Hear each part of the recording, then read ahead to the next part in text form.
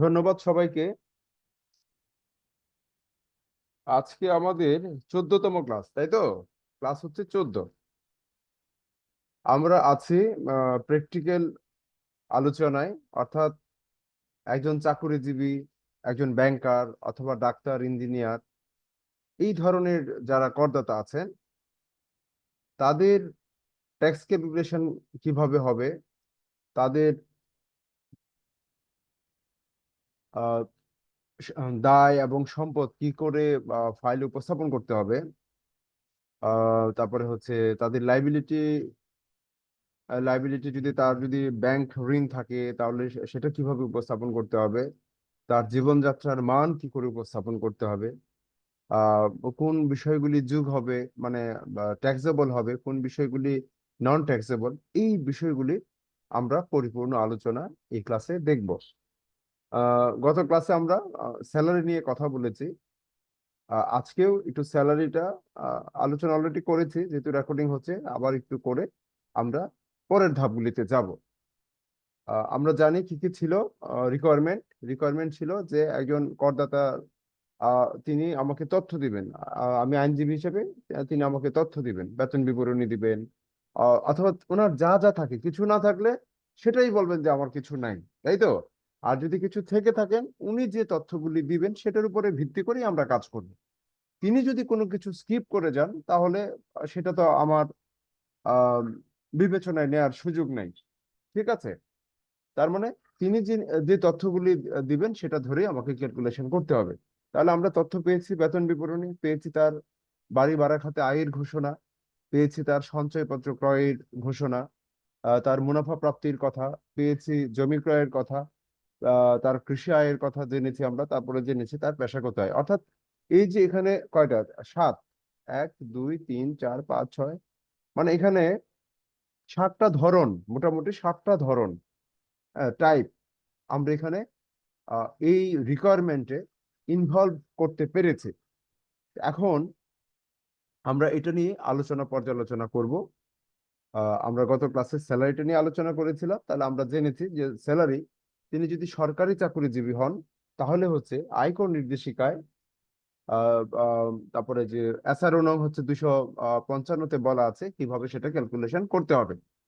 ঠিক আছে? সেখানে বলা হচ্ছে যে তিনি যদি সরকারি চাকরিজীবী হন তাহলে তার মূল বেতন এবং উৎসব ভাতা বা বোনাস, যে নামেই বলা হোক না কেন, এই শুধুমাত্র এই দুটো তিনি যা কিছুই পান না কেন ভাতা হিসাবে, শুধুমাত্র এই দুটো বিষয় তার ট্যাক্সেবল হিসাবে বিবেচনা হবে। এটা হচ্ছে সরকারি খাতে। ঠিক আছে? আবার পাশাপাশি কি বলা হচ্ছে, বেসরকারি খাতে কি বলা হচ্ছে?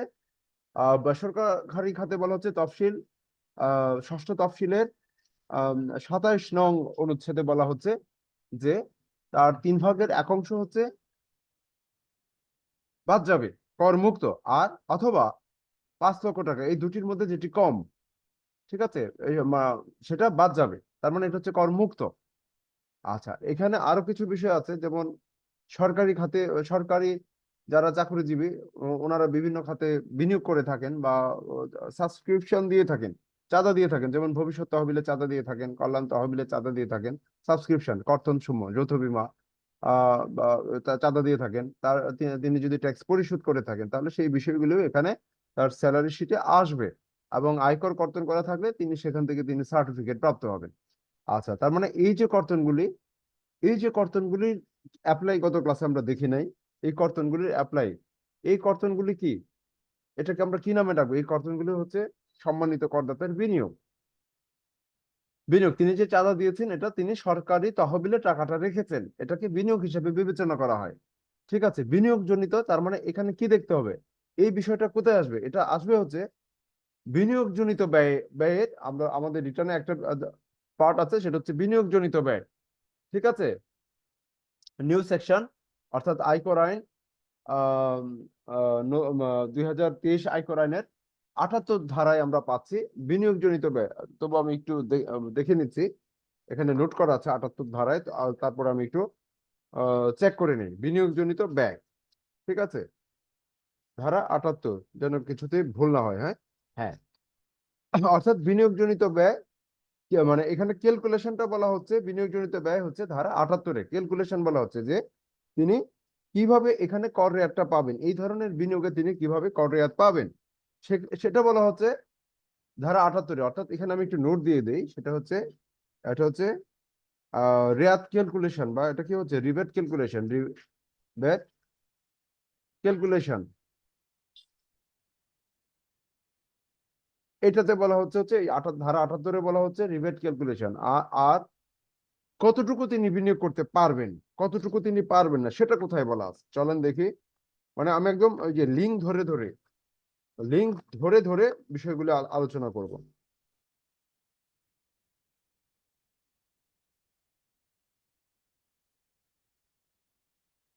কেউ কেউ কারো যদি খেয়াল থাকে বলেন, কত তফসিলে পাবো যে আহ, আমরা কতটুকু বিনিয়োগ করতে পারবো, আপনাদের কারো মনে আছে কিনা বলেন। আচ্ছা, এটা হচ্ছে এই আলোচনাটাও আছে হচ্ছে ষষ্ঠ তফসিলে। ঠিক আছে, ষষ্ঠ তফসিলে আলোচনা আছে যে কর অব্যাহতি রেয়াত ও ক্রেডিট। ঠিক আছে, এখানে এই বিষয়টা আলোচনা করা আছে। তারপরও আমরা আর কোথায় পাবো,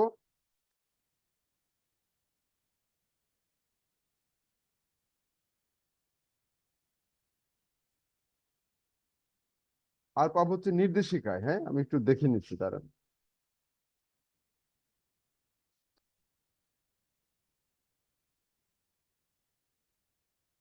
হ্যাঁ, এখানেই আছে দেখেন, সাধারণ কর রেয়াতের জন্য প্রযোজ্য বিনিয়োগ ও ব্যয়, এটা হচ্ছে অংশ 3-এ পাবেন। ঠিক আছে, অংশ 3-এ পাবেন।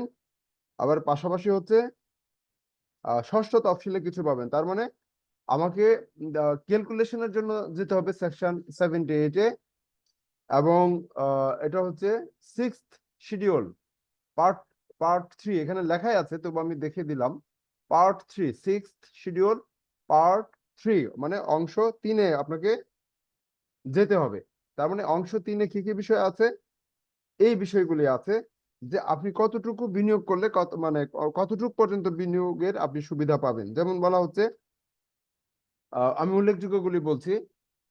যেমন আপনি যদি 1,20,000 টাকা পর্যন্ত বছরে ডিপিএস করেন, তাহলে এর থেকে আপনি রিবেট পাবেন।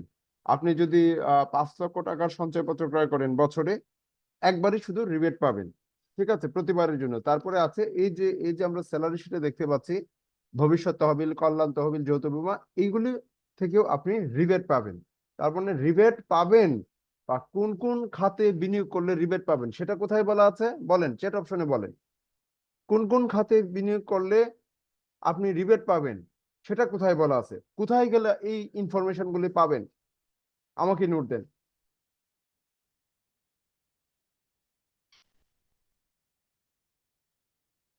বলে নোট দেন, চ্যাট অপশনে নোট দেন। আমি আলোচনা করলাম, এরপরেও আপনার নোট। ও, না না, এখানে চ্যাট অপশনে লিখবেন, কথা বলতে বলছি না। চ্যাট অপশনে লিখবেন, অন করে দিলে তো সেটা হয়, নয়েজ হয়। চ্যাট অপশনে লিখবেন। ষষ্ঠ তফসিলের আমার তো এখানে লেখা আছে সেটা। না না, এভাবে না, মানে কোন বইয়ের কোন চ্যাপ্টারে পাবেন। আমি কিন্তু লিখে দিয়েছি অলরেডি, দেখেন এখানে আছে লেখা, মানে আপনাকে জাস্ট প্র্যাকটিস করানো। সিক্সথ শিডিউল পার্ট 3, অর্থাৎ ষষ্ঠ তফসিলের অংশ 3-এ পাবেন।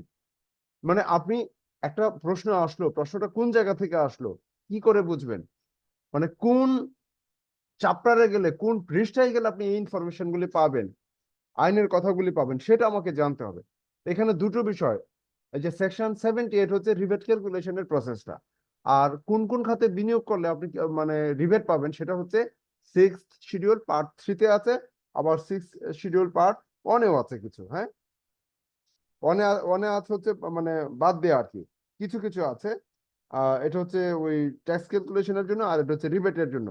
সাধারণ যে প্রযোজ্য বিনিয়োগ ও ব্যয় ব্যয় সাধারণ কর রেয়াতের জন্য প্রযোজ্য বিনিয়োগ ও ব্যয়, এই অংশটাও কিন্তু আপনাকে মুখস্থ করতে হবে। হ্যাঁ, ছোট পরিসরে হলেও এখানে মুখস্থ করতে হবে। আমার কথাটা ছিল এটা। হ্যাঁ, ইন্স্যুরেন্স আছে, এর মধ্যে উল্লেখযোগ্য বিষয় আছে হচ্ছে ইন্স্যুরেন্স, আছে ডিপিএস, তারপরে আছে হচ্ছে আপনার সঞ্চয়পত্র ক্রয়, তারপরে হচ্ছে আপনার সরকারি তহবিলে যে বিভিন্ন ধরনের সাবস্ক্রিপশন, এগুলো হচ্ছে উল্লেখযোগ্য। ঠিক আছে, আচ্ছা, তার মানে বিনিয়োগজনিত রেয়াতের ফ্যাক্টরটাও আমরা বুঝে গেলাম। কি বুঝলাম, যে আমি যদি আমার যদি আয়, স্যালারি খাতে আয় থাকে, স্যালারি খাতে আয় থাকে এবং সেখানে যদি কর্তন থাকে, সেটার জন্য কি হবে, যতটুকু চাঁদা আমি গভর্নমেন্টকে দিয়েছি এটার উপরে আমার একটা কি আহ, একটা হারে আমি কর রেয়াত পাবো। আমার যদি 5,000 টাকা কর থাকে, সেখানে দেখা যাচ্ছে আমার এই বিনিয়োগ থাকার কারণে এই কর কমে গিয়ে 3,000 টাকা হয়ে যেতে পারে। ঠিক আছে। আমার যদি 10,000 টাকা কর আসে, আমার বিনিয়োগ জনিত কারণে এই কর হয়ে যেতে পারে 5,000 টাকা। তাহলে এই এই শুধু জাস্ট এই পার্টের ক্যালকুলেশনটা আমি একটু আপনাদের দেখাচ্ছি। ঠিক আছে।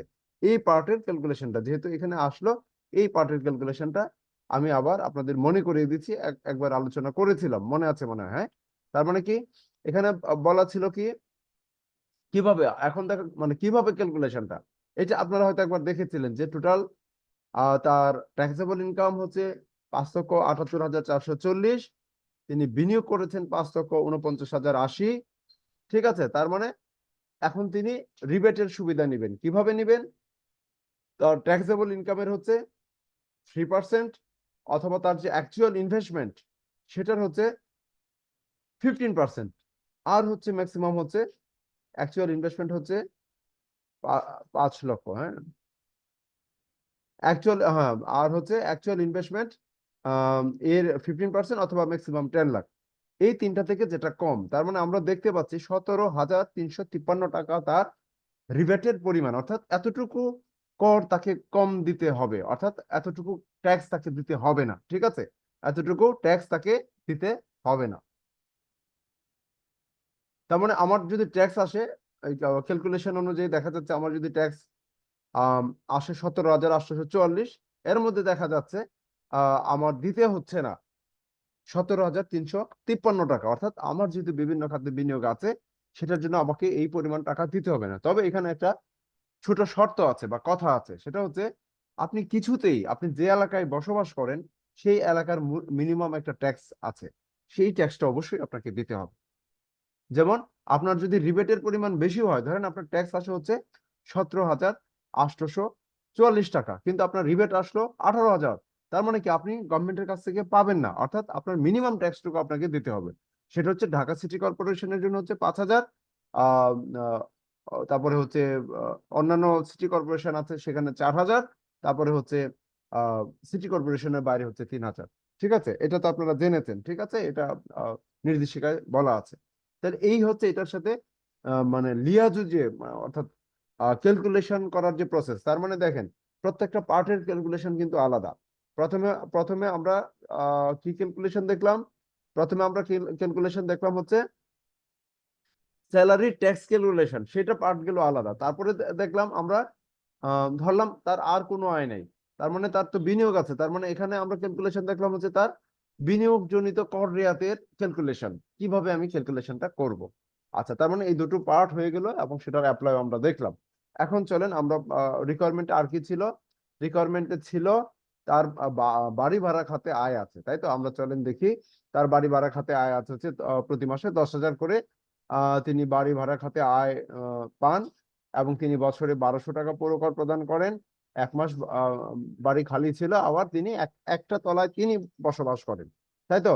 মানে দুতলা ভাড়া দেন। এখন চলেন এই ক্যালকুলেশনটা আমরা একটু দেখি। এটা কোথায়, এই ক্যালকুলেশনটা কোথায় যেতে হবে, এখানে দেখেন শিডিউল আছে, দেখি ইনকাম ফ্রম হাউস প্রপার্টি, হ্যাঁ। আর এখানে শিডিউল আছে অ্যাজ পার শিডিউল 2। এটা আমরা কোথায় পাবো, পেজ 3-তে পাবো, এই যে অ্যাজ পার শিডিউল 2।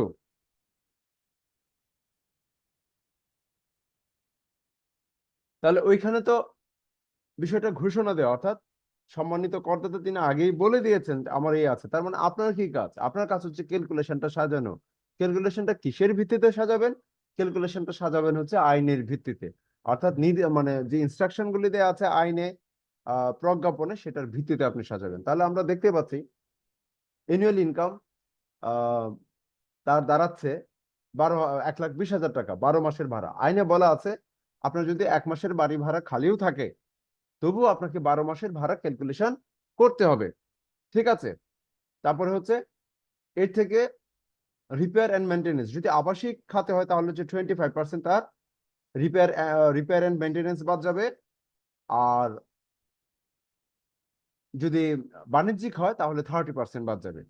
তারপরে তারপরে হচ্ছে তিনি যে লোকাল ট্যাক্স দিলেন সেখানে কি এখানে বলা হচ্ছে তিনি 1200 টাকা পৌর কর দিয়েছেন, তার মানে 3 তলার জন্য 1200 টাকা। তার মানে তিনি তো দুই তলা পর্যন্ত সুবিধা মানে বাড়ি ভাড়া পাচ্ছেন। তাহলে এটা 3 দিয়ে ভাগ করে 2 দিয়ে গুণ করতে হবে, অর্থাৎ এতটুকু অংশ তিনি ছাড় পাবেন, পুরো অংশ তিনি ছাড় পাবেন, অর্থাৎ 400 টাকার ছাড় তিনি পাবেন না। কেন? কারণ এটা থেকে তো তিনি একতলায় তো তিনি নিজে থাকেন, ওই খরচটা উনি তো তার মানে জীবনযাত্রার যে ব্যয় সেখানে তিনি দেখাবেন। ঠিক আছে, আচ্ছা, এই ছিল।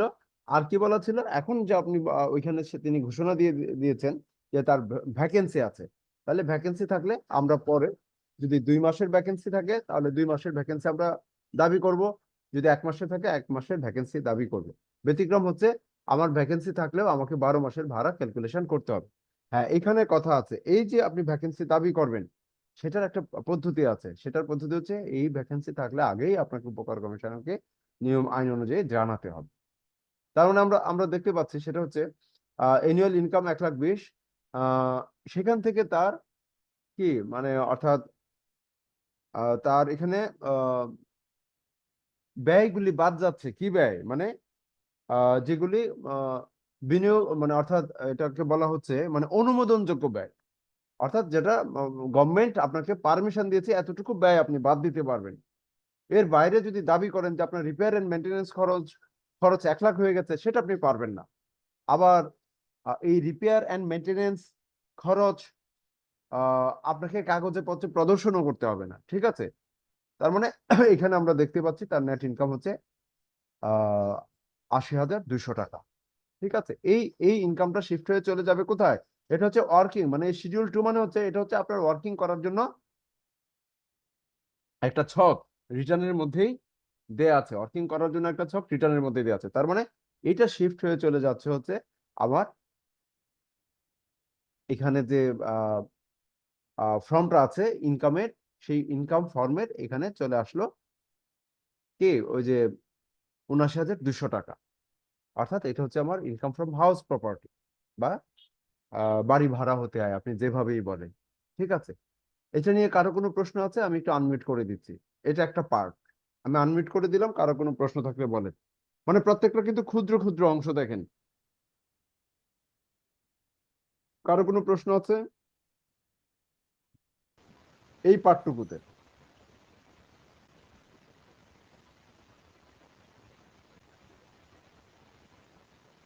নাই? আচ্ছা, যদি না থাকে তাহলে আমি পরের পার্টে যাব। আচ্ছা, আমাকে বলেন তো আপনারা কি স্কিল টেস্ট দিয়েছেন? আজকালকে আরো কোনো স্কিল টেস্ট দিয়েছেন কিনা এটা বলেন।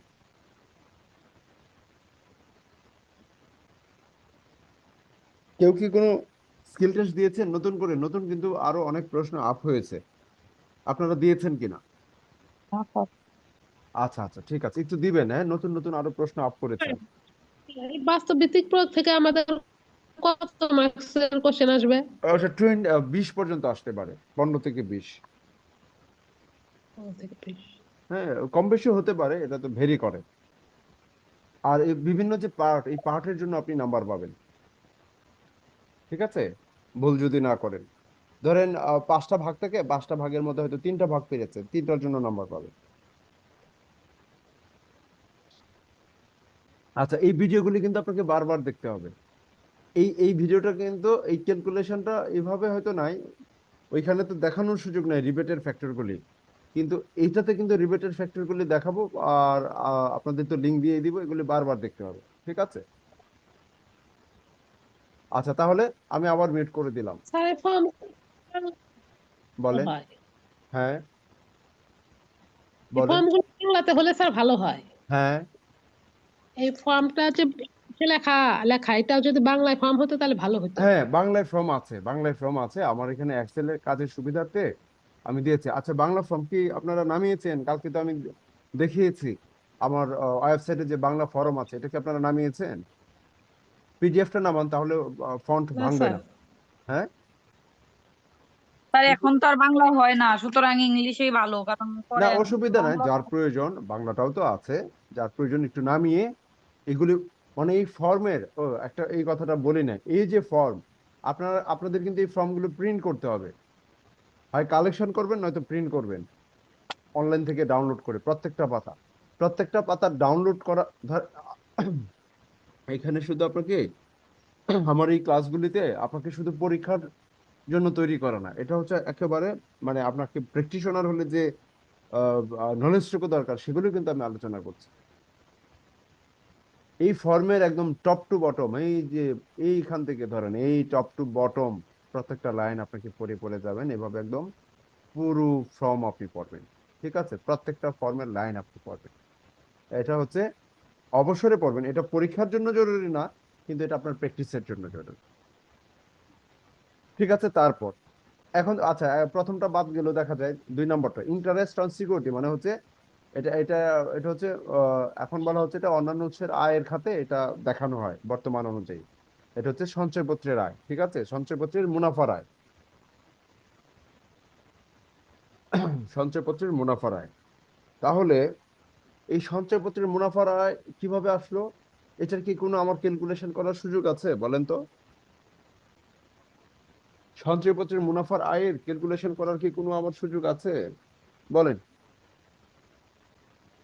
চ্যাট অপশনেও লিখতে পারেন। সঞ্চয়পত্রের মুনাফা তো কি হচ্ছে, সঞ্চয়পত্রের মুনাফা দিয়ে দিচ্ছে, কে দিয়ে দিচ্ছে?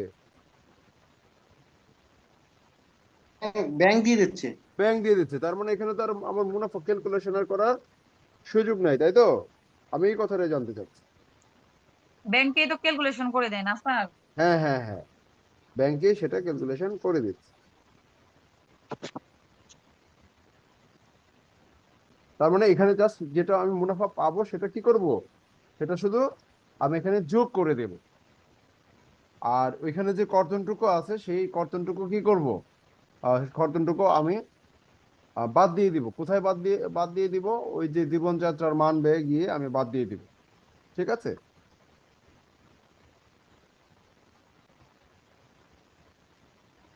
মানে আগে বলা হতো ইন্টারেস্ট অন সিকিউরিটিজ, এখন বলা হচ্ছে income from sorry income from financial assets. ঠিক আছে, আমি এটা একটু ঠিক করে দিই, এটা এটা হয়ে গেছে নামটা ইনকাম, আমি এটার জন্য থেমেছি এখানে, income from financial assets.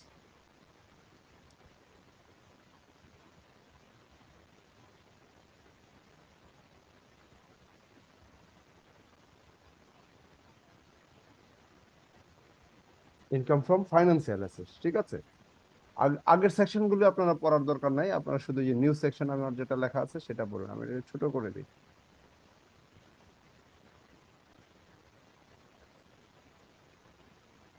Income from financial assets. ঠিক আছে,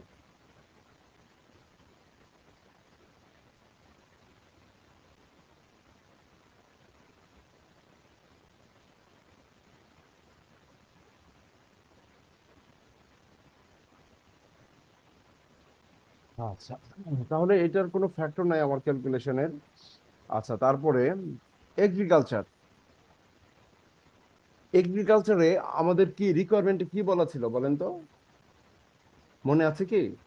এগ্রিকালচারে কি বলা ছিল রিকোয়ারমেন্টে? হ্যাঁ, রাবার আর চার জন্য 40% আর অন্যান্য এর ক্ষেত্রে 60% ট্যাক্সেবল হ্যাঁ ইনকাম আসবে। না না না, এটা হচ্ছে ভাগ হয়ে যাবে আয়টা। যে কথাটা বললেন, যদি রাবার বাগান হয় তাহলে কি এখানে তখন চিন্তা করতে হবে ব্যবসা খাতে আয় কত পার্সেন্ট, আর কৃষি খাতে আয় কত পার্সেন্ট বলেন? 60% কৃষি ক্ষেত্রে, রাবার ইতে 40%।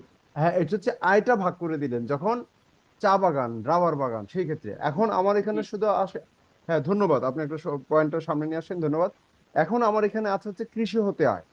এখন কৃষি আমি ধান বিক্রি করে 1 লক্ষ টাকা পেলাম, তার মানে আমার পুরোটাই কি ট্যাক্সেবল ইনকামের খাতে আসবে কিনা এটা আমি আপনাদের কাছে জানতে চাচ্ছি। না, 60% আসবে, 60,000 টাকা।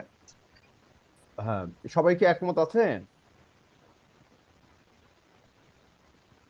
দেখেন, তার মানে আমার কৃষি আয় ছিল 1 লাখ, আমি এখানে নোট দিয়ে দিচ্ছি, তার মানে কৃষি আয়ের 60% কি হবে, বাদ যাবে, আসবে না, লেস।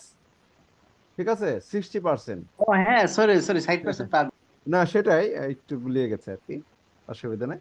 লেস হবে 60%। ঠিক আছে, লেস 60% ফ্রম 1 লাখ। ঠিক আছে, এই জি তো হয়ে গেল। জি। ঠিক আছে, তাহলে আমরা এটাও জেনে গেলাম। এখানে আমার আর কিছু ক্যালকুলেশনের আছে কি? নাই। কেন নাই? যেহেতু আমি আমি সাধারণ কৃষক, আমি খাতাপত্র মেনটেন করি না, আমাকে থোক চিন্তা করতে হবে, তাই তো? তারপরে প্রফেশনাল ইনকামের ক্ষেত্রে শুধু আমরা পেশাগত আয়টা নিয়েছি। এখানে যদি বলা নিট সম্পদ, আমরা নিট সম্পদ দেখলাম। আমরা যখন বিজনেসেরটা করব তখন আমরা আলাদা করব। এখন শুধু এখানে ফোকাস আছে হচ্ছে প্রফেশনাল ইনকাম। প্রফেশনাল ইনকামের ক্ষেত্রে আমি জাস্ট তার নিট সম্পদটা নিয়েছি। ঠিক আছে, আর যখন আমরা বিজনেস ইনকামের জন্য আলাদা রিটার্ন করব তখন আমরা আলাদা ক্যালকুলেশন করে দেখাবো। এক কথায় যদি একটা রিটার্নে যদি সব নিয়ে আসি তখন একটু অসুবিধা হবে, তাই না? অনেক ব্যাপার তো। এখানেই তো অনেক কিছু। আচ্ছা, আমি 5 মিনিট একটু আপনাদের কাছ থেকে সময় নিয়ে নিচ্ছি। হ্যাঁ, 5 মিনিট আপনারা একটু আলোচনা করেন।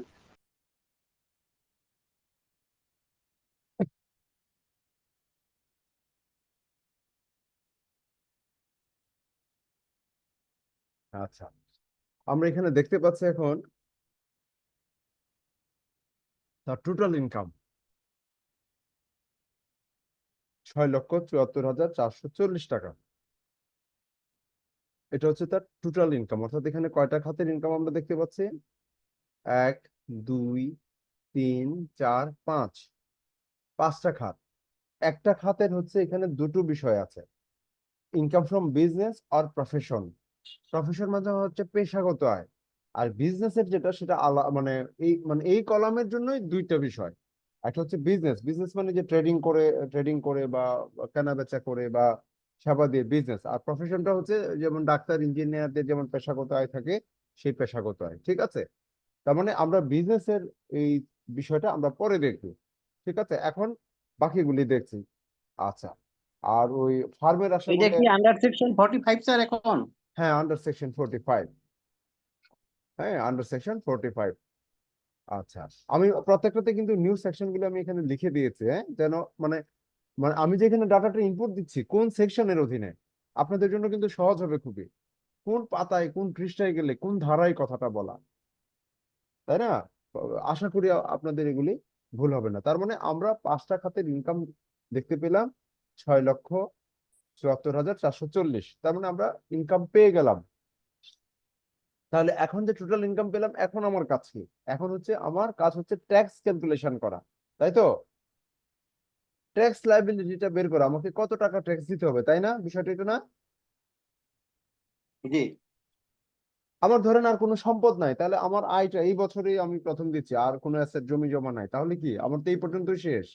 তাহলে আমি এখন কি করব? শুধু ক্যালকুলেশন করব, তারপরে আর কোথায় কোথায় এই তথ্যগুলি যাবে সেটা আমি নিয়ে যাব, তাই তো? আচ্ছা আচ্ছা, দেখেন এই যে টোটাল ইনকাম কিন্তু এখানে আমি নিয়ে আসলাম 6,74,440। এখানে দেখেন এই যে 96,000 টাকা আপনি এখানে সঞ্চয়পত্রের আয় দেখিয়েছেন বা ফাইন্যান্সিয়াল অ্যাসেটের আয় দেখিয়েছেন। এখান থেকে কিন্তু 9,600 টাকা আপনি অলরেডি ট্যাক্স দিয়ে দিয়েছেন। তার মানে কি এই টোটাল ক্যালকুলেশন করার সময় আমরা চাইলে নিতে পারি, আবার চাইলে সেটা বাদ দিয়েও কিন্তু আপনার কাজটা করতে পারি। ঠিক আছে, তবে যদি নেই তাহলে কি হবে? তাহলে ট্যাক্স স্ল্যাব বেড়ে যাবে, তাহলে আমি এটা নিচ্ছি না।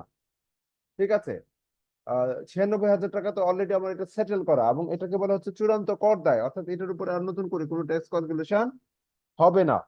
আচ্ছা, বলতে পারেন চূড়ান্ত কর দায় কয়টা? কয়টা খাত আছে যেগুলিতে হচ্ছে ফাইনাল ট্যাক্স কল করা হয়? এখান গাড়ির থেকে গাড়ি ট্যাক্সটা। ফাইনাল ট্যাক্স, অর্থাৎ এর উপরে আর ট্যাক্স ক্যালকুলেশন করতে হবে না। ফাইনাল ট্যাক্স একটা হচ্ছে সঞ্চয়পত্র। সঞ্চয়পত্র হতে যে ট্যাক্সটা কেটে রাখে এটা হচ্ছে ফাইনাল ট্যাক্স। এরপরে আর কি ট্যাক্স দিতে হয় সঞ্চয়পত্রে এটা? আচ্ছা, আমি একটু ফাইনাল ট্যাক্সটা বুঝিয়ে দিই। স্যালারি খাতে ধরলাম আপনার 3,000 টাকা কেটে রেখেছে। এখন যদি আপনার স্যালারি ক্যালকুলেশন করে 5,000 টাকা ট্যাক্স আসে, তাহলে কি বাকি 2,000 টাকাকে আপনি দিবেন, না 3,000 টাকা দিয়ে সেটা কাভার হয়ে যাবে? এটা বলেন। 1,000 টাকা দিব।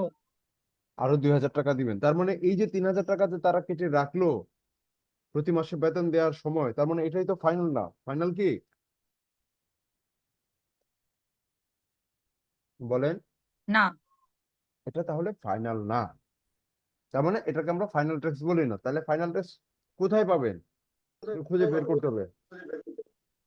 ফাইনাল ট্যাক্সের ফ্যাক্টরটা চূড়ান্ত কর দায়, তারা খুঁজে বের করবো এখন।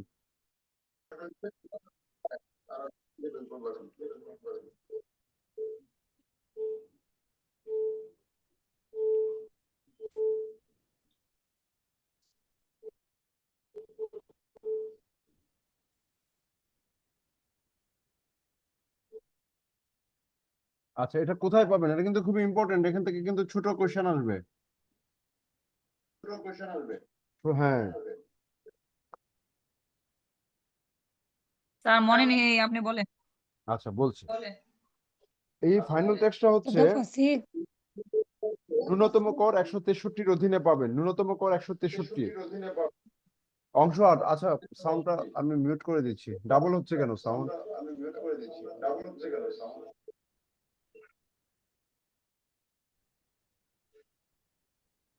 আচ্ছা, ফাইনাল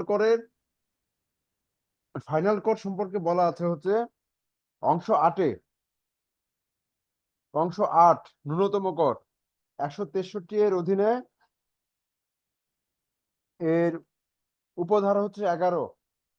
ঠিক আছে, ফাইনাল ট্যাক্স সম্পর্কে বলা আছে, এটা একটু নোট করে ফেলেন। ফাইনাল ট্যাক্স ন্যূনতম করের অধীনে উপধারা 11-তে বলা আছে ফাইনাল ট্যাক্স সম্পর্কে। ফাইনাল ট্যাক্স কোন কোন খাতের ফাইনাল ট্যাক্স দেখেন। সঞ্চয়পত্র থেকে যে অর্জিত মুনাফা হয়, সেটা এখান থেকে যে ট্যাক্সটা কেটে রাখে, এটা হচ্ছে চূড়ান্ত কর দেয়। নতুন করে আপনাকে এখানে ট্যাক্স দিতে হবে না।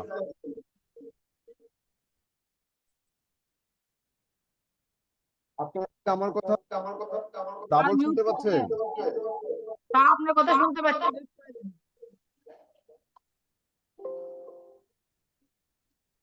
আচ্ছা, ভলিউমটা কম আসতেছে স্যার এখন একটু। আমার এখানে সাউন্ড স্যার প্রতিধ্বনি হচ্ছে। প্রতিধ্বনি হচ্ছে। হ্যাঁ, আমি সেটাই তো বললাম, এতক্ষণ তো হয় নাই, এখন প্রতিধ্বনি হচ্ছে কেন? ওই আপনি যে আমাদেরকে রেখে গেলেন যে নিজেরা নিজেরা কথা বলবো, তখন থেকেই প্রতিধ্বনি হচ্ছে। তাই না?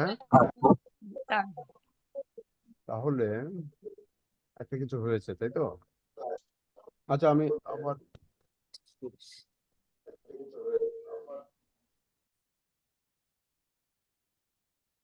এখন ঠিক আছে, তাই তো? হ্যাঁ।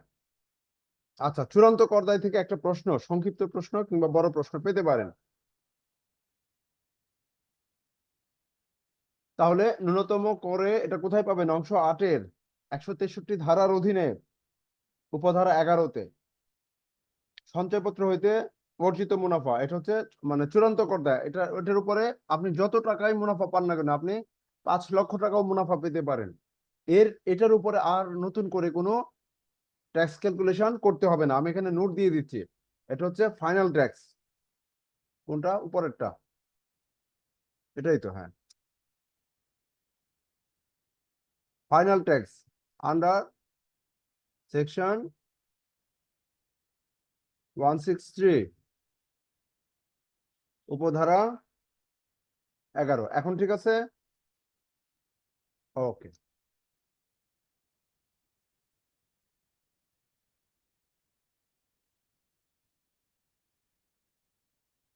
Final tax. আচ্ছা, তাহলে সঞ্চয়পত্র, তারপর হচ্ছে সম্পত্তি অধিগ্রহণের ক্ষতিপূরণ হতে অর্জিত মূলধনী আয়, এখান থেকে যে ট্যাক্সটা কেটে রাখা হয় সেটাও ফাইনাল ট্যাক্স। তারপরে বলা হচ্ছে রপ্তানির বিপরীতে প্রাপ্ত নগদ ভর্তুকি, সেটাও ফাইনাল ট্যাক্স। সম্পত্তি হস্তান্তর হতে অর্জিত মূলধনী আয়, অর্থাৎ আপনি জমি কেনা বেচা করলে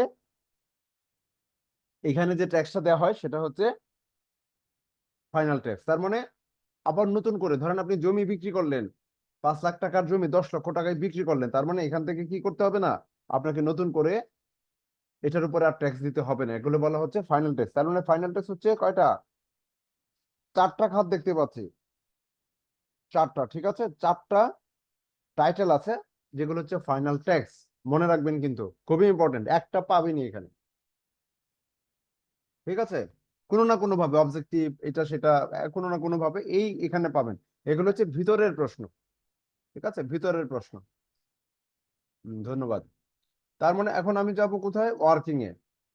এই কথাটা কেন আসলো, তার মানে এটা তো আমার অলরেডি সেটেল করা, তার মানে আমার এটার উপর আর নতুন করে ট্যাক্স ক্যালকুলেশন করার দরকার নেই, সেটার জন্য আমি বাদ দিলাম। তাহলে আমার ট্যাক্স মানে যেটার উপরে আমি ক্যালকুলেশন করব 5,78,440 এটার ক্যালকুলেশন। এই স্ল্যাবগুলি কি আপনাদের এখন আপনারা কি জানেন এখন এই স্ল্যাবগুলি কতর উপরে কত ট্যাক্স স্ল্যাব, এই স্ল্যাবগুলি কি আপনারা জানেন? বলেন, চ্যাট অপশনে বলেন। একজন পুরুষ করদাতার জন্য তার ট্যাক্স স্ল্যাব পার্সেন্টেজ এইটা তো আপনাকে মুখস্থ করতেই হবে, এখানে কিন্তু আর ব্যাখ্যার কিছু নাই, মুখস্থ। এটা কিন্তু মুখস্থ, এই যে এখানেও কিন্তু আছে যে তার প্রথম 3,50,000 পর্যন্ত হচ্ছে শূন্য, পরবর্তী 1,00,000 টাকা, অর্থাৎ তার আয় যদি 4,50,000 হয়, তার মানে 3,50,000 টাকার উপরে তার কোনো ট্যাক্স দিতে হবে না। পরের যে 1,00,000 টাকা আছে নেক্সট, সেটার উপরে হচ্ছে 5%। তারপরেও যদি তার আয় থাকে সে পরবর্তী 4,00,000 টাকা পর্যন্ত হচ্ছে 10%। এরপরেও যদি তার আয় থাকে তার পরবর্তী 5,00,000 টাকার উপরে হচ্ছে 15%। তারপরেও যদি তার আয় থাকে সেটার উপরে হচ্ছে 20%। পরবর্তী 20,00,000 টাকার উপরে হচ্ছে 25%। রিমেনিং অ্যামাউন্টের উপরে হচ্ছে 30%। এই হিসাবে তাকে ট্যাক্স দিতে হবে। এই স্ল্যাব আপনাকে মুখস্থ করতেই হবে। যদি ফিমেল ট্যাক্স প্রেয়ার হয় তাহলে সেটা 3,50,000 জায়গায় কত হবে বলেন? 4,00,000। বা নতুন যে স্ল্যাব আসবে সেই অনুযায়ী আপনাকে এখানে চিন্তা করতে হবে, নতুনটা যেভাবে আসবে সেই অনুযায়ী চিন্তা করতে হবে।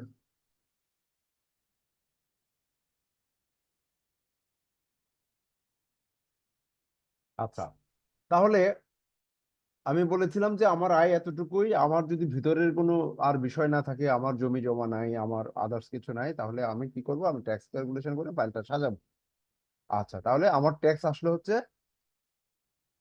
17,844। এর মধ্যে রিবেটেরটা তো আলোচনা করলাম, তাহলে রিবেট বাদ গেলে দেখা যাচ্ছে আমি যদি ঢাকা শহরের বাসিন্দা হই তাহলে আমার ন্যূনতম ট্যাক্স আমাকে 5,000 দিতে হবে, তাই তো? 5,000 আমাকে দিতে হবে। এখন চলে যাচ্ছি পেজ 2 তে।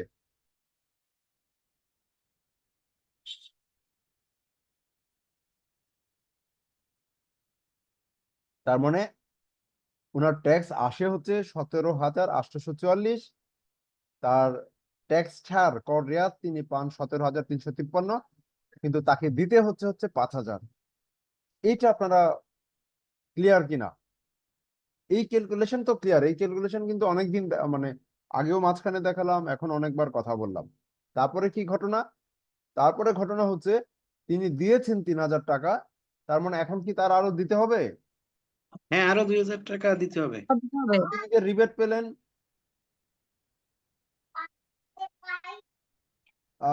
আমি তো দেখতে পাচ্ছি, এটা আপনারা ভালো করে বুঝেন এই জায়গাটা, আমি দেখতে পাচ্ছি তার 451 টাকা দিতে হয়। তিনি কি 451 টাকা দিবেন, নাকি নতুন করে 5,000 দিবেন, নাকি তিনি আর যেহেতু 2,000 তার দিবেন?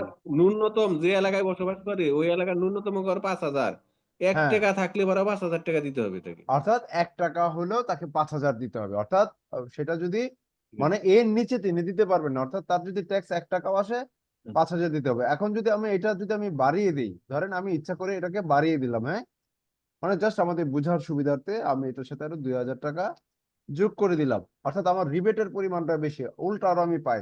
এই ক্ষেত্রে কি করণীয়? অত লাভ নাই স্যার, 5,000ই দিতে হইবে। তার এক্ষেত্রে 5,000, ট্যাক্স আসলে স্যার, আমার তো ট্যাক্স আসছে আগে। অর্থাৎ ন্যূনতম দেওয়াই লাগবে স্যার। তার মানে আমি যদি টাচ ন্যূনতম করে যে টাকা অ্যামাউন্ট ওটা দিতে হবে। দিতেই হবে, অর্থাৎ আমি যদি ওই স্ল্যাবটাকে টাচ করি, অর্থাৎ আমি যদি টাচ করি তবেই আমাকে দিতে হবে, তাই তো? জি স্যার। জি জি জি স্যার। ধন্যবাদ, ধন্যবাদ। তাহলে এটা আমরা বুঝে গেলাম, তাই তো? এখানে আমাদের কোনো বিষয় নাই, ঠিক আছে, এখানে আর আমাদের কোনো বিষয় নাই। আর এই টাকাটা স্যালারি থেকে আসছে এটা তো আমরা জানি। আবার নয়েজ হচ্ছে, মিউট করে দেন, আপনাদের এখান থেকে হয়তো আসছে। আচ্ছা, তাহলে এতটুকু আমরা বুঝে গেলাম। পেজ 3 কি স্পেস শিট ব্যবহার কিন্তু অলরেডি আমরা করে ফেলেছি। গত ক্লাসে যে স্যালারি অ্যামাউন্ট গুলি কি করে বসাতে হয় সেগুলো আমরা দেখলাম, আজকে দেখলাম শিডিউল 2 তে একই ব্যাপার, নতুন ফর্মেও কিন্তু একই ক্যালকুলেশন। আচ্ছা, ফর্ম ভিন্ন, ক্যালকুলেশন কি ভিন্ন? আমরা আছে আইটি 11 গতে, আমরা যদি আইটি 11 ছতে যাই বা যে কোনো ফর্মে যাই, এই ক্যালকুলেশন কি ডিফারেন্ট হবে? না স্যার, ক্যালকুলেশন ডিফারেন্ট হবে না, ঠিক আছে। অর্থাৎ এটার পেপারস হয়তো ভিন্ন, একটা হয়তো নীল পেপারস, একটা সাদা পেপারস, একটা হয়তো গ্রে পেপারস, তাই তো? অথবা তার ছকটা হয়তো ভিন্ন, তাই তো? জি হ্যাঁ স্যার। পাতাটা ভিন্ন। স্যার বাড়ি ভাড়া যদি কেউ যদি ইচ্ছে করে 3 মাস 4 মাস যদি খালি দেখায় তাহলে কি সমস্যা আছে? হ্যাঁ, যদি ডিসিটি মহোদয়ের বিশ্বাস করার কারণ না থাকে তাহলে আপনাকে ফাইন করবে, মানে আপনার পুরোটাই দিতে হবে। আপনি কি প্রমাণ করবেন কি করে? আপনাকে তো নোটিশ করতে হবে আগে, মাঝখানে তো দাবি করলে হবে না। ও আচ্ছা আচ্ছা স্যার। কথা আছে এখানে। আবার আবার এটাকে আপনাকে ট্রেস করার সুযোগ আছে, তো আপনার বিদ্যুৎ বিল দেখবে, আচ্ছা আচ্ছা। আরো অনেক ফ্যাক্টর আছে। আচ্ছা, তার মানে এতটুকু অন্তত আপনারা আমার সাথে যারা আছেন, যারা ক্লাস মিস করছেন, তারা হয়তো অনেকে চাকরি করেন, হয়তো পারছেন না, ঠিক আছে। ক্লাস কেমন হচ্ছে সেটাও কিন্তু আবার জানিয়ে, নাহলে ওনারা হয়তো ভাববে যে ক্লাসেও হয়তো হচ্ছে না, বা ক্লাস হয়তো ঠিক মতো নিতে পারছি না। হ্যাঁ, আপনারা একটু মাঝে মাঝে গ্রুপে একটু বলবেন, হ্যাঁ, ঠিক আছে। স্যার আমরা তো 14টা ক্লাস করে ফেললাম অলরেডি। 15 ও 14টা, হ্যাঁ 14টা, হ্যাঁ।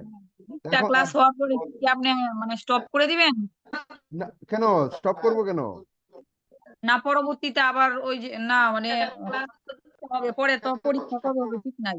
না, না আমার হচ্ছে আনুষ্ঠানিক ভাবে, হ্যাঁ আনুষ্ঠানিক ভাবে তো আমার 20টা ক্লাস, 20টা ক্লাস হ্যাঁ আনুষ্ঠানিক ভাবে শেষ হলে পরে আমরা আমরা অনানুষ্ঠানিক ভাবে আমরা আমাদের ক্লাস চালাবো আর কি, রিকোয়ার্ড বেস। হুম। হ্যাঁ, হয়তো কিছুদিন গ্যাপ থাকবে, পরে আবার হ্যাঁ, আমরা হয়তো ওইটাই আলোচনা করবো। একটু গ্যাপ থাকবে কিনা, কারণ পরীক্ষা তো এখন ঠিক আমরা আছে, শিওর না কবে হবে। হ্যাঁ হ্যাঁ ঠিক আছে, এটা ঠিক আছে, আমার আছে। আনুষ্ঠানিক ভাবে 20টা ক্লাস হবে, তারপরেও আপনাদের সাথে যোগাযোগ থাকবে। আচ্ছা, আমার যে ভিডিওগুলি আপলোড করা আছে ওই যে চ্যানেলে, আপনাদের কোনো মন্তব্য কিন্তু আমি পেলাম না চ্যানেলে। যাই নাই তো স্যার, ভালো মন্দ জানাবেন, তাহলে তো দেখি উৎসাহ নাই পাবো। স্যার, দেখি নাই ভালো মন্দ জানাবো কিভাবে, গেলে তো সমস্যা হবে। ঠিক আছে, ঠিক আছে।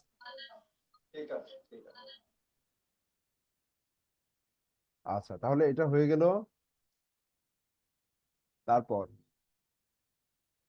পেজ 4 কি ছিল?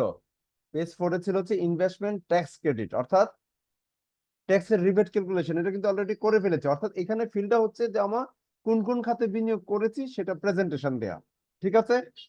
এই পেজটা কিসের জন্য? Page 4 schedule 3 investment tax credit, অর্থাৎ আমি কোন কোন খাতে বিনিয়োগ করেছি এটাই শুধু এখানে আমি দেখাবো। তার মানে এটা তো আমি দেখালাম, কন্ট্রিবিউশন টু প্রভিডেন্ট ফান্ড, তারপরে হচ্ছে কন্ট্রিবিউশন টু বেনিভোলেন্ট ফান্ড, তারপরে হচ্ছে আমার সেভিং সার্টিফিকেট পাচ্ছি আছে, সেটা আমি দেখালাম। এখানে আমার কোনো কাজ নাই। আর এনক্লোজার আমি কি কি দিচ্ছি সেটা এখানে থাকবে, অর্থাৎ আমি যে রিটার্নটা জমা দিচ্ছি যদি ম্যানুয়াল সিস্টেমে আমি জমা দিই তাহলে কি কি বিষয় থাকবে।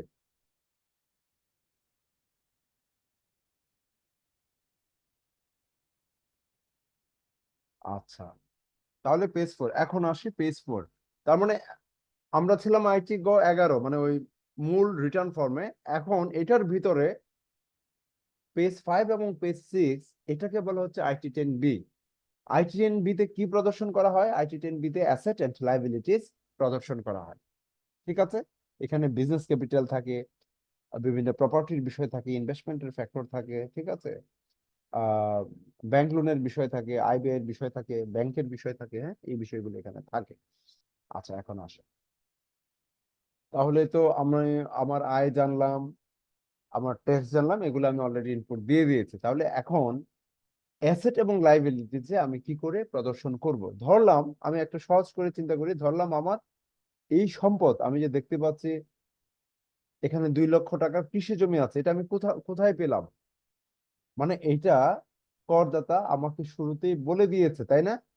এই যে কৃষি জমির কথা আমাকে আগেই বলে দিয়েছিল, তাই সেটা আমি জানি। সেটার জন্য আমি এই ফর্মে এসে যেখানে কৃষি জমির কথা বলা আছে, প্রপার্টির কথা বলা আছে, সেখানে আমি এই তথ্যটা দিলাম, মানে এখানে কোনো ক্যালকুলেশনের বিষয় নাই, জাস্ট তথ্যটা ইনপুট দিলাম। তারপরে করদাতা আমাকে বলেছিল তার সেভিং সার্টিফিকেট আছে 10 লক্ষ টাকা, আমি জাস্ট তথ্যটা ইনপুট দিলাম, এখানে আর কিন্তু কোনো ক্যালকুলেশন আমার নাই। ঠিক আছে, অর্থাৎ ফর্মের মধ্যে আমি উপস্থাপন করলাম। তারপরে আর কি আছে এখানে, বলা আছে মোটরসাইকেল, আরো ইনভেস্টমেন্টের কথা বলা আছে, এগুলি তো তার নাই, তার মানে এগুলি নিয়ে আমি কথা বলছি না। মোটরসাইকেল, জুয়েলারি, ফার্নিচার, এগুলি আপনার যদি থাকে, এখানে করদাতা আমাকে ধরলাম বলে নাই, সেটার জন্য আমি দেই না। যদি বলে তার 5 লক্ষ টাকার জুয়েলারি আছে, তাহলে আমরা সেখানে এন্ট্রি দিব, এখানে 5 লক্ষ টাকা আসবে। যদি বলে তার 5 লক্ষ টাকার ফার্নিচার আছে, আমরা ফার্নিচার লিখবো। আচ্ছা, তার ইলেকট্রনিক ইকুইপমেন্ট আছে, সেটাও আমরা লিখবো। আচ্ছা, এখন আসেন, এগুলি তো আমরা লিখলাম, লিখার পরে কি ঘটলো ঘটনা, আরেকটা বিষয় আছে, ক্যাশ ক্যাশ ইন হ্যান্ড, অর্থাৎ 30শে জুন 2025 হাতে নগদ তারিখে, কত টাকা? হ্যাঁ, কত টাকা আপনার হাতে নগদ ছিল, কত টাকা ব্যাংকে ছিল, ব্যাংকেরটা কোথায় পাবেন বলেন, ব্যাংকে টাকাটা স্টেটমেন্টে, ব্যাংকের Statement স্টেটমেন্টে। দিবে না? ব্যাংক স্টেটমেন্টে পাওয়া যাবে। আচ্ছা, হাতে নগদটা এটা আপনাকে অ্যাজাম্পশন করে বসাতে হবে, তাই তো, কম জি বেশি জি হতে জি। পারে। আদার্স ডিপোজিট, যদি নগদ ধরেন বিকাশ বা অন্য কোথাও ডিপোজিট থাকে, তাহলে সেটা এখানে আসবে। তাহলে এই আমার জানা হয়ে গেল, তার মানে এটা যোগ করলে কি হয়ে যাবে, এটা যোগ করলে টোটাল আমি একটা পেয়ে যাব, এটা হচ্ছে আমার সকল সম্পদের যোগফল, তাই তো, জি জি। সকল সম্পদের যোগফল। আচ্ছা, পেজ 6 এখানে কি আছে, এই যে সকল সম্পদের যোগফল চলে আসলো হচ্ছে এখানে ব্যালেন্স ফরওয়ার্ড হয়ে। আমার এনি আদার্স যদি অ্যাসেট থাকে সেটা এখানে বসাবো, লেস লাইবিলিটি অর্থাৎ ব্যাংক লোন থাকলে সেটা এখানে বসাবো। আমি এটাতে এখানে ইনপুট দিচ্ছি না, কেন দিচ্ছি না, আমি তো একটা পার্ট করে যাবো, কারণ সব কয়টা টাকা যদি একবারে নিয়ে আসে, তাই না, একটু আপনাদের কষ্ট হবে বা আপনাদের বুঝতে অসুবিধা হবে। আমি এটা পরের ক্লাসে যখন আবার যে বিজনেস নিয়ে কথা বলবো, তখন এই পার্টগুলি নিয়ে আসবো। ঠিক আছে, আচ্ছা। তারপরে এইটা বললো যে টোটাল সম্পদ লেস লাইবিলিটি, যদি আমার ব্যাংক ঋণ থাকতো সেটা আমি বাদ দিতাম। তার মানে আমার এই যে অ্যাসেট পারচেজ আছে, এটা কোনো অ্যাসেটই আমার ব্যাংক ঋণ নিয়ে কেনা না। ঠিক আছে, যদি ধরেন আমার এখানে নন এগ্রিকালচার প্রপার্টি, ধরলাম আমার একটা ফ্ল্যাট কেনা আছে 50 লক্ষ টাকা দিয়ে, 50 লক্ষ টাকা দিয়ে আমি জাস্ট একটু বলছি আর কি, হ্যাঁ, যেহেতু আসলো বিষয়টা। তার মানে আমার এখানে এখানে যদি আমি ব্যাংক লোন নিয়ে কিনে থাকি, তাহলে এখানে ব্যাংক লোনের তথ্যটা আসবে। ধরলাম এটা কোন সময়ের তথ্যটা আসবে সেটা আমি লিখে দিচ্ছি, 30/6/2025, অর্থাৎ ওই 30শে জুন তারিখে কত টাকা, মানে কত টাকা ব্যাংক পাবে আউটস্ট্যান্ডিং, সেই ফিগারটা আপনাকে এখানে লিখতে হবে। অর্থাৎ এটা তখন আপনার টোটাল যে অ্যাসেট সেখান থেকে সেটা বাদ যাবে। ঠিক আছে, আচ্ছা, এটার ইনপুট আমি এখন আর দেখাচ্ছি না। আচ্ছা, তারপরে কি বলা হচ্ছে, net wealth as on the last date of this income year, অর্থাৎ এই বছর শেষে আপনার মোট সম্পদের পরিমাণ কত, নিট সম্পদের পরিমাণ কত। আচ্ছা, আবার বলা হচ্ছে বিগত সময়ের নিট সম্পদের পরিমাণ কত ছিল, গত বছর কত ছিল, তাহলে এই বছর বাড়লো কত। এটা হচ্ছে একটা ওয়ার্কিং কিন্তু ক্যালকুলেশন, অর্থাৎ গত বছর কত ছিল, গত বছর মানে কি, এখানে যদি আমরা যেহেতু 25-এ করছি, তার মানে 30/6/24 সালে আপনার নিট সম্পদ কত ছিল, এখানে বলা হচ্ছে কিন্তু এটা, সেই সময় আপনার নিট সম্পদ কত ছিল, যদি না থাকে তাহলে জিরো, তার মানে আপনি আগে রিটার্ন করেন নাই, তার মানে জিরো। আর এই বছর শেষে নিট সম্পদ হচ্ছে এত, আর যদি থাকে, ধরলাম গত বছর ছিল 14 লাখ, তাহলে আমার এই বছর বাড়লো কত, কিভাবে বাড়লো, সেটার ব্যাখ্যা হচ্ছে এটা। হ্যাঁ, প্রথমবার রিটার্ন দেখানো হচ্ছে, হ্যাঁ, প্রথমবার রিটার্ন দাখিলের ক্ষেত্রে সম্পদ দেখানোর, হ্যাঁ, আচ্ছা, লিমিটেশন না, আপনি তো আপনার ধরেন কোটি টাকার সম্পদ আছে, তা আপনি তো শো করবেন, শো করলে কি হবে, আপনাকে ট্যাক্স দিতে হবে, এই তো কথা, লিমিটেশন নেই। আপনি কোটি টাকা প্রথম ফাইল, আপনার 1 কোটি টাকা আছে, 2 কোটি আছে, 5 কোটি আছে, আপনার তো প্রথম ফাইলেই সমস্ত ঘোষণা দিতে হবে, এটার প্রেক্ষিতে যে লাইবিলিটি আছে সেটাও আপনাকে মেনে নিতে হবে। আচ্ছা, তারপরে কি আসলো, এখন আসেন ফ্যামিলি এক্সপেন্ডিচার। এই জায়গাটা তো বুঝলাম, তাই আমার টোটাল এই বছরের পরিসম্পদ হচ্ছে বা সম্পদ হচ্ছে, নিট সম্পদ হচ্ছে 16,20,740। তার মানে এটা আমার প্রথম বছর, তার মানে আমার গত বছরের নিট সম্পদ ছিল না, কারণ আমি ফাইল জমা দেই নাই। যদি থাকতো তাহলে এটা থেকে ধরলাম, তাহলে তো এখানে কম থাকতো না বেশি থাকতো? নিশ্চয়ই কম থাকতো। হ্যাঁ, বেশিও থাকতে পারে, ধরে নিলাম কম আছে, তার মানে যদি থাকতো, জাস্ট আমি একটু দেখাচ্ছি, তাহলে এটা থেকে কি হতো, এটা মাইনাস হয়ে যেত। বাদ দিতে। হ্যাঁ, তার মানে এই বছর আমার সম্পদ বাড়লো কত, 2,20,000, তখন আমি এইভাবে চিন্তা করতাম। কিন্তু এখন দেখতে পাচ্ছি কত সম্পদ আছে, মানে প্রথম বছর যেহেতু এটা ডিফারেন্ট ওয়েতে করা, তো প্রথম বছর এবং দ্বিতীয় বছরের ফ্যাক্টর গুলো আমরা ক্লিয়ার হব, আমরা যাই আর একটু কাজ করি তারপর। আচ্ছা, এখন আসেন তার জীবনযাত্রার মান ব্যয়। জীবনযাত্রা তার মান ব্যয় কত, 2,00,000 টাকা। এটা কিভাবে আসলো? আমরা দেখেন, এই যে এটা হচ্ছে IT10BB। IT10BB তে কি পূরণ করতে হয়? জীবনযাত্রার মান ব্যয় IT10BB তে পূরণ করতে হয়। আপনার পার্সোনাল এন্ড ফুডিং এক্সপেন্সেস, আপনি যদি ট্যাক্স দিয়ে থাকেন, accommodation expenses, transport expenses, electric bill, হ্যাঁ, অর্থাৎ ব্যক্তিগত জীবনের যা যা খরচ আছে সব এখানে দিবেন। ঠিক আছে, সেটা হচ্ছে আপনার জীবনযাত্রার মান ব্যয় বলা হয় বাংলায়, আর বলা হচ্ছে এই যে লাইফস্টাইল এক্সপেন্সেস। ঠিক আছে, তাহলে এখানে আমরা 2 লাখ ধরেছি, 2 লাখ ধরেছি। এই 2 লাখই চলে আসলো কোথায়, এখানে। অর্থাৎ ওই ওই টাকাটাই এখানে এসে বসলো, শিফট হয়ে গেল।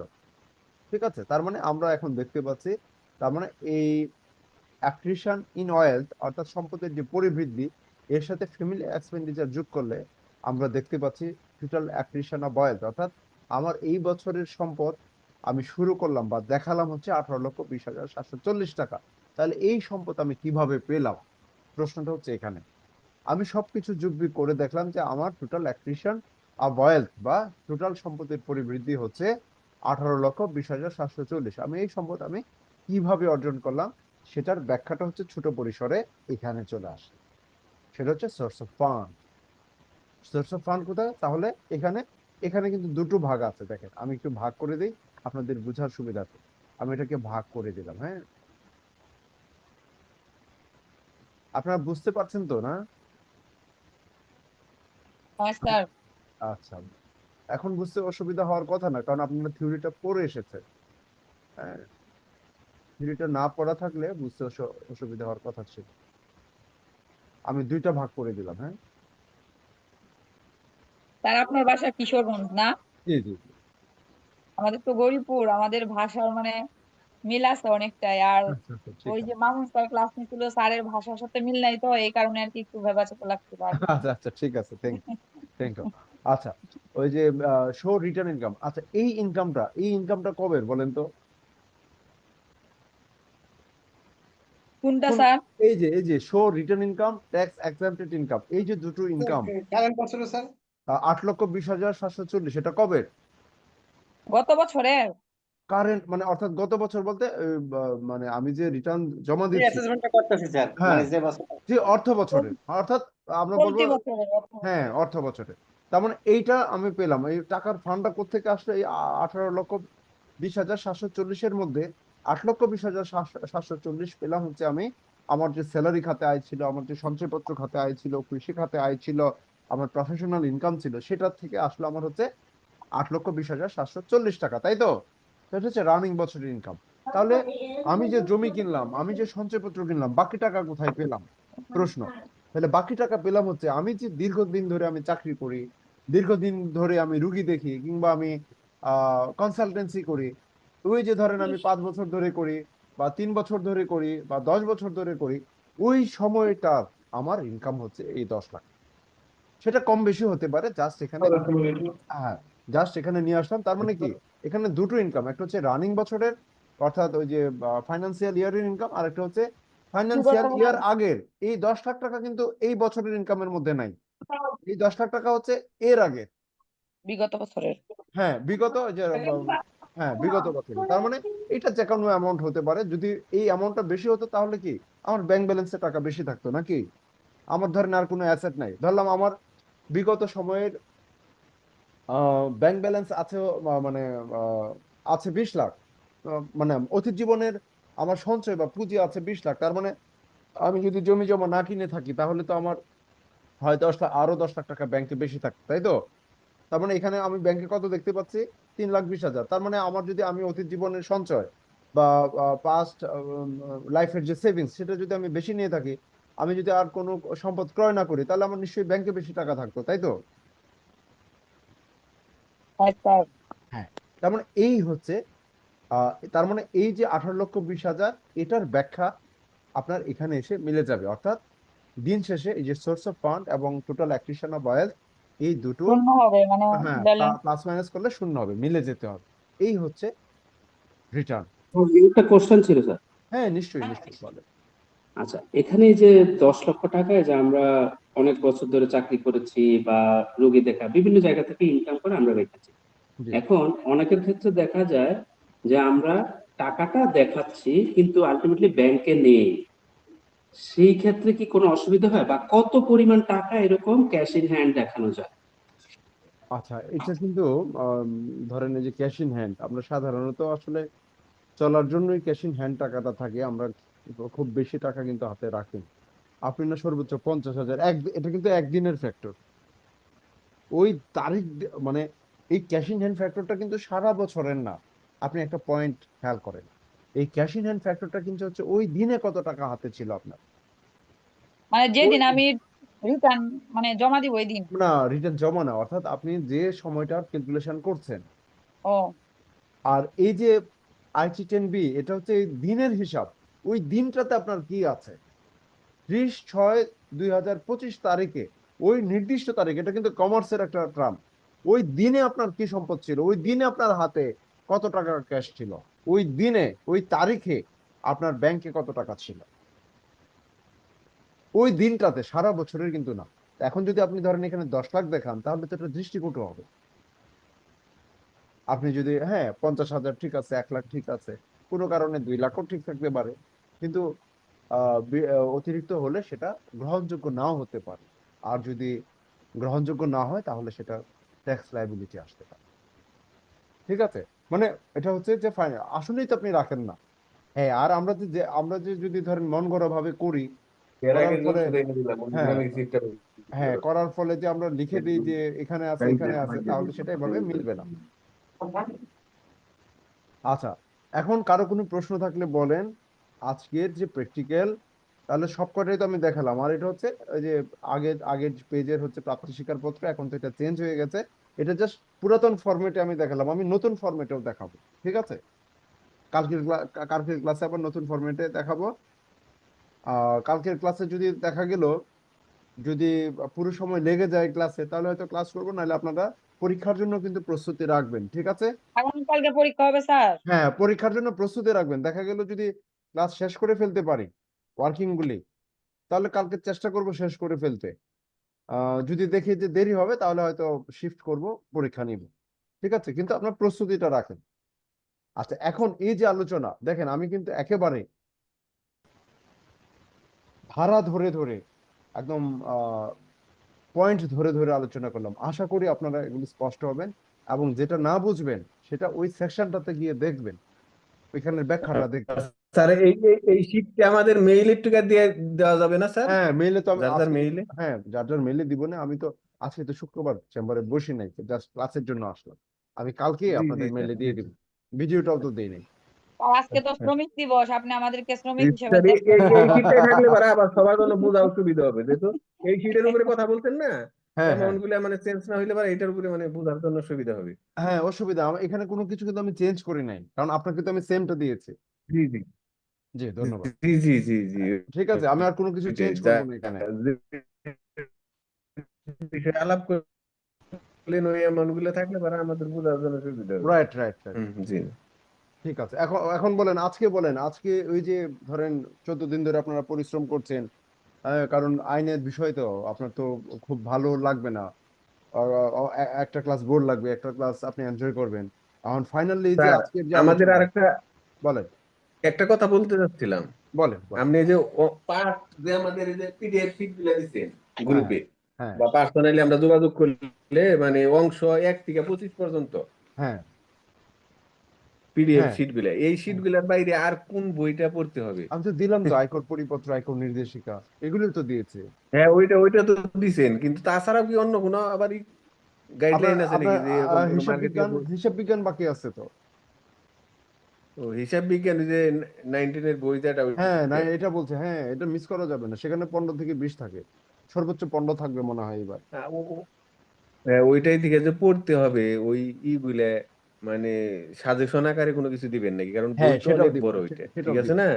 সেটাও দিব। হ্যাঁ ওইটা দিবেন, আর এমনি অন্য কোনো বই কিনতে হবে না তো মার্কেট না থেকে, না যে না না না এরকম কোনো বই আছে না নাকি না না, দেখি। যদি মূলটা পড়েন ও তাহলে শুধু লাগবে না। এগুলাই ওই নির্দেশিকা পরিপত্র আর হইলো ওই যে আপনি 9-10 এর যে অ্যাকাউন্টিং এর বইটা রাইট আছে রাইট। হিসাব বিজ্ঞান, ওই বই থেকে আপনি সাজেশন দিবেন, ওইগুলো আমরা ফলো করবো। জি জি জি জি। তার অনার্স এর বা জি মাস্টার্স এর আচ্ছা ঠিক আছে। প্রেসক্রিপশন ইন বাংলাদেশ ওইটা কি কোনো প্রয়োজন আছে? না না না, এগুলি থেকে কোনো প্রয়োজন নেই, আচ্ছা আচ্ছা। এগুলি থেকে আমি নিজে স্টাডি করেছি, এগুলি থেকে আসেন। আমাদের তাহলে স্যার মোট